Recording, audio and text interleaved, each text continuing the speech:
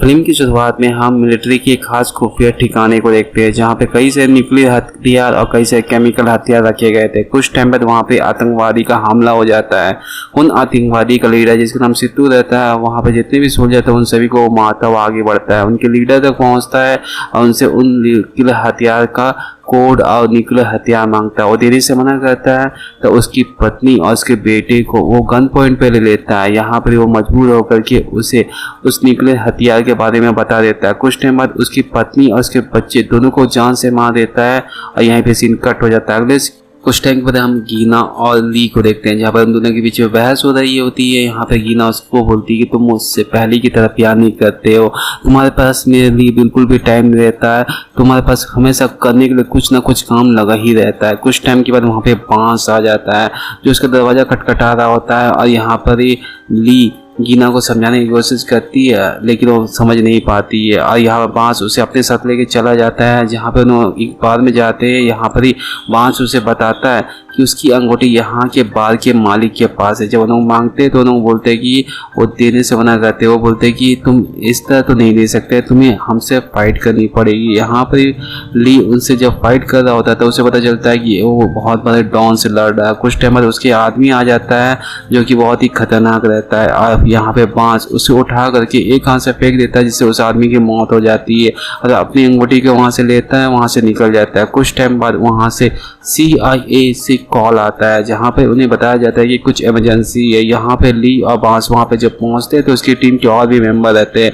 उन्हें बताया जाता है कि कई सारे मिलिट्री कैंप में कुछ आतंकवादी घुस गए हैं जो उनके न्यूक्लियर हथियार को लेने की कोशिश कर रहे हैं और यहाँ पर ही ली और बांस ये सब सुनने के बाद अपनी टीम को लेकर के वहाँ जाने के लिए निकल पड़ते हैं। जहाँ पर ही कुछ टाइम बाद बांस जब वहाँ पे पहुँचता है तो वहाँ पे जितने भी आतंकवादी रहते हैं उसके प्लेन के ऊपर हमला करते हैं जिससे उसका प्लेन क्रैश होते होते बच जाता है। बड़ी मुश्किलों से वो अपनी लैंडिंग करवाते हैं। यहाँ पे ली अपनी गैंग को लेकर के नीचे उतरता है और यहाँ पर बांस अपने प्लेन को लेकर के ऊपर से हमला कर रहा होता है और यहाँ पे हम ली को देखते हैं जो वहाँ के जितने भी आतंकवादी थे उन सभी के ऊपर वो हमला कर रहा होता है। यहाँ पे उनके लीडर हम सिद्धू को देखते हैं जो उस न्यूक्लियर हथियार को प्राप्त कर लिया रहता है। फिर अपने गैंग के साथ वो वहाँ से निकल के भाग रहा होता है, तभी वहाँ पर ली उसे देख लेता है। उसके पीछे उसकी टीम भी जा रही होती है जहाँ पे उनकी बहुत ही तगड़ी मुठभेड़ होती है और उसके टीम की एक मेंबर जिसका नाम था टॉल, वो उनके ऊपर निशाना लगाता है लेकिन ठीक से निशाना लगा नहीं पाता क्योंकि वो बूढ़ा हो चुका था, उसे ठीक से दिख भी नहीं रहा होता है। यहाँ पे वो एक रॉकेट लॉन्चर से उसकी गाड़ी को उड़ा देता है और यहाँ पे सिद्धू सब कुछ देख रहा होता है। तभी वो अपने आदमी को इशारा करता है जिससे जितने भी आतंकवादी थे वो बांस के प्लेन के ऊपर हमला करते हैं जिससे उसका प्लेन क्रैश होने लग जाता है और बहुत ही बुरी तरीके से ब्लास्ट हो जाता है जिससे ली देख करके चौंक जाता है। ली सब कुछ छोड़ करके बांस के पास जाता है और उसी का फायदा उठा करके सिद्धू वहाँ से न्यूक्लियर हथियार लेके निकल जाता है। और यहाँ पे हम बांस को देखते हैं जिसकी बॉडी जल चुकी थी और बहुत ही बुरी तरीके से मर चुका था।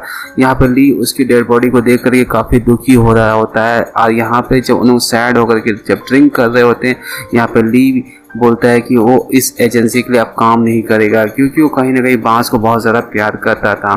और यहाँ पे उसके ग्रुप के जितने भी आदमी रहते हैं वो ये कहते हैं कि हम उनके मौत का बदला लेंगे, लेकिन यहाँ पे ली उससे कोई भी मतलब नहीं रखता, वहाँ से निकल के चला जाता है।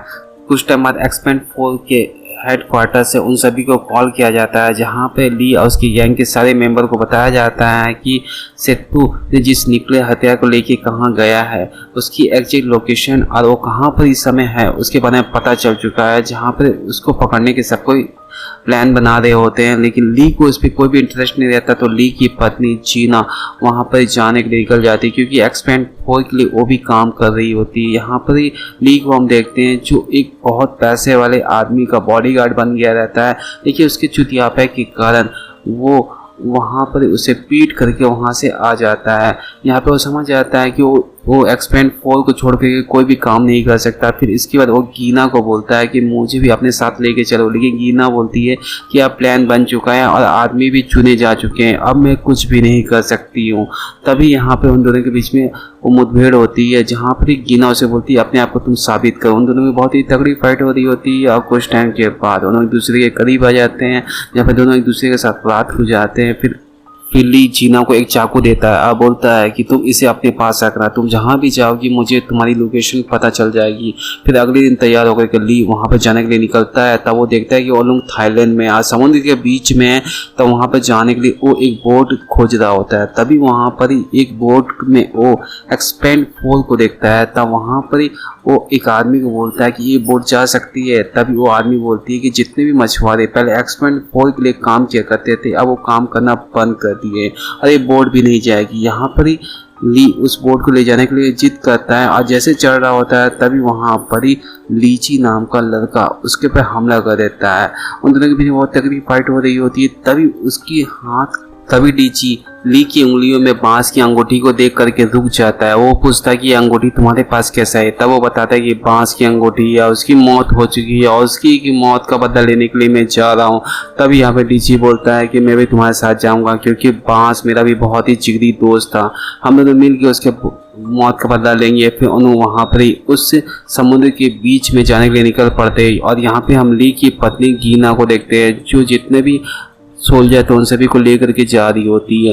कुछ टाइम बाद उन्होंने बोट के ऊपर पहुंचते देखते पूरा बोट खाली रहता है, कहीं कोई भी आदमी नहीं दिख रहा होता। फिर उन्होंने उसके कैबिन के जैसे जाते वहाँ पर ही उन लोग और जितने भी आतंकवादी रहते हैं उनको चारों तरफ से घेर लेते हैं और उनको गन पॉइंट पर लेते हैं। और यहाँ पे गीना उसके ग्रुप के जितने भी लोग थे यहाँ तक कि उनके बॉस मास को भी उन्होंने ले जाकर के जेल में बंद कर देते हैं। कुछ टाइम बाद उन आतंकवादी का लीडर जिसका नाम सेतु रहता है वो आता है और यहाँ पर ही गीना के बॉस मास को अपने साथ पकड़ के ले जाता है। और यहाँ पे CIA हेड ब्रांच में उन्हें कॉल करके बोलते हैं कि मुझे सेतु डिमांड करता है कि उसके खास आदमी जिसका नाम अजीज है उसे रिहा कर दे, जो कि बहुत ही खतरनाक आतंकवादी था।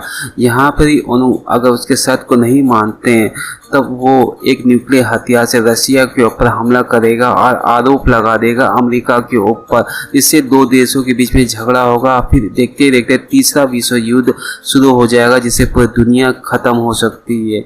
और उसकी ये डिमांड को उन्हें पूरा करने के लिए मान भी जाते हैं। यहाँ पर ही हम ली को देखते हैं जो वहाँ पे बोट के अंदर पहुँच गया रहता है और वहाँ पर जितने भी सोल्जर थे आतंकवादी तो उन सभी को मार रहा होता है।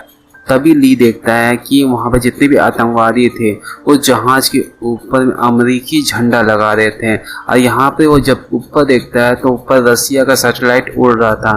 मतलब वो समझ जाता है कि वो रसिया के ऊपर उन्हें हमला करने वाले हैं और आरोप लगेगा ये अमेरिका के ऊपर, जिससे बहुत बड़ा युद्ध हो सकता है। और अगले सीन में हम ली की पत्नी गीना को देखते हैं जो जहाँ पे उन्हें पकड़ के रखा गया था उन्हें एक खिड़की वहीं इसके नीचे से मिल जाती है जिसके जरिए उन्हें वहाँ से बाहर निकल जाते हैं। और यहाँ पर ली अपनी पत्नी अपने ग्रुप के जितने भी लोग थे उनके बारे में पता करते हुए एक आदमी को पकड़ता है, उसके बारे में पूछता है। तब वो बताता है कि वो अंदर में है।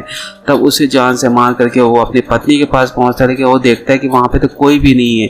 फिर वो खोजते हुए आगे बढ़ता है और यहाँ पे हम गीना को देखते हैं जो अपने ग्रुप को लेकर के आगे बढ़ रही होती है। तभी कुछ आतंकवादी उसे देख लेते हैं, उसे गन पॉइंट पे ले लेते हैं और उसे मारने ही वाले होते हैं। तब तक यहाँ पे ली आ जाता है और यहाँ पे डीची आ जाता है जो उस आतंकवादी को जान से मार देते हैं। यहाँ पे ली और गीना एक दूसरे को देख करके काफ़ी खुश होते हैं और फिर वहाँ पर जितने भी आतंकवादी थे उन सभी के ऊपर भारी पड़ने लग जाते हैं। उन्हें धीरे धीरे उस न्यूक्लियर हथियार तक पहुँच जाते हैं। तभी यहाँ पे ली को उसका आदमी बताता है कि इस न्यूक्लियर हथियार को बंद नहीं किया जा सकता, ये अब इसका टाइम सेट हो चुका है और ये फटेगा तो फटेगा। इसका एक ही तरीका है कि इसे समुद्र के नीचे डुबा दिया जाए जिससे जो भी विस्फोट होगा वो समुद्र के अंदर में ही होगा, जिससे बाहर कुछ भी तबाही नहीं मचेगी। फिर ली अपने आदमियों के साथ उस बोट की अपने कंट्रोल में करने के लिए आगे बढ़ता है जहाँ पे जितने भी आतंकवादी थे उन सभी को मार रहा होता है। तभी उसके एक आदमी को गोली लग जाती है जिसके कारण उन्हें रुकना पड़ जाता है और यहाँ पे चारों तरफ से जितने भी आतंकवादी थे उनके ऊपर हमला कर देता है। तभी यहाँ पे ली एक फैसला लेता है कि वो जिस आदमी को घायल हुआ है और कुछ आदमियों को वो इस बोट से बाहर निकल देगा क्योंकि उनकी भी जान को खतरा हो सकता है। यहाँ पर कुछ आदमियों को वो बोट से बाहर निकाल देता है और फिर वो रस्सी को काट देता है। वो बोल देता है कि मैं नहीं आऊँगा। यहाँ पे उसकी पत्नी उसे आखिरी समय विदा कर रही होती है। फिर वो वापस जाता है और उसी प्लेन के कैबिन के अंदर जा करके सेतु से लड़ रहा होता है जहाँ पर ही वो सेतु उसे बताता है कि मैं तो एक मोहरा हूँ, असल मालिक या मास्टरमाइंड तुम जो भी कह लो वो तो कोई और है जो कि तुम्हारे CIA एजेंट में ही कोई एक है जिसका नाम मास है।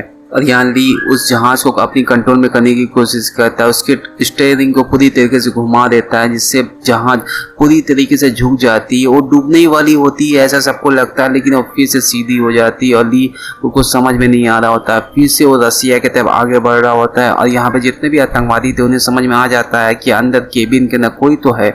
और यहाँ पर ही मास ली को देख लेता है, जितने आतंकवादी उन सभी को बोलता है उसके ऊपर हमला करो। यहाँ पर उसके तरफ चारों तरफ से हमला हो रहा होता है और यहाँ पर ही ली भी उससे गन से जितने भी आतंकवादी थे उन सभी को जान से मार रहा होता है। लेकिन कुछ टाइम के बाद उसकी गन की गोलियां खत्म हो जाती है, उसे समझ में आ जाता है कि उसका भी अंत समय नज़दीक आ चुका है, उसकी भी मौत होने वाली रहती है। कुछ टाइम के बाद उसके उस जहाज के ऊपर बहुत ही तगड़ी बम ब्लास्ट होता है, जिसको देख करके वो जब दरवाज़ा बाहर खोलता है तो देखता है अंदर कोई भी आतंकवादी जिंदा नहीं है, सिर्फ मास है। और मास यहाँ पर ली को गन पॉइंट पे किए रहता है, लेकिन पीछे से तभी मास की एंट्री होती है जो कि बहुत ही धमाकेदार थी। वो अपनी हेलीकॉप्टर से मास के ऊपर गोलियों से उसको भून देता है जिससे उसकी मौत हो जाती है और ली की भी जान बच जाती है। ली शॉक्ड रहता है कि इसकी जान बची तो बची कैसी, मतलब बास कैसे बच गया। फिर बास उसे अपने हेलीकॉप्टर में बुलाता है, फिर उन्होंने थोड़े से ऊपर जा करके उस जहाज के ऊपर मिसाइल से हमला करते हैं जिससे वो जहाज बीच से टूट जाता है और पानी के अंदर समा जाता है और न्यूक्लियर हथियार भी समुद्र के अंदर में जाके फटता है। यहाँ पे बांस से ली पूछता है कि तुम कैसे हो। तभी ली पूछता है ये सब छोड़ो, तुम मुझे बताओ कि तुम्हारी जान कैसे बची। तभी वो बताता है कि 5 साल पहले से ही CIA को मास के ऊपर शक था और मैं पिछले 5 सालों से उसके ऊपर नज़र रख रहा था और हमारा शक यकीन बदल गया था। जब हमें मिशन दिया गया था तो मुझे उसकी हरकत कुछ ठीक नहीं लग रही थी। अब मैंने अपने साथ एक डेड बॉडी भी लेके गया था। जैसे ही मेरा प्लान क्रैश होने वाला था तब मैंने उस डेड बॉडी को अपनी जगह बैठा दिया और वहाँ से पैराशूट की सहायता से निकल गया। और आज की सब बातें सुनने के बाद ली को सब कुछ समझ में आ गया। फिर दोनों मिल करके वहाँ पे एंजॉय कर रहे होते हैं और इसी तरह इस कहानी का फिल्म का अंत होता है। उम्मीद करते हैं फिल्म आपको अच्छी लगी होगी, तो प्लीज चैनल को सब्सक्राइब, वीडियो को जरूर लाइक करें। मिलते हैं अगले वीडियो पर, तब तक के लिए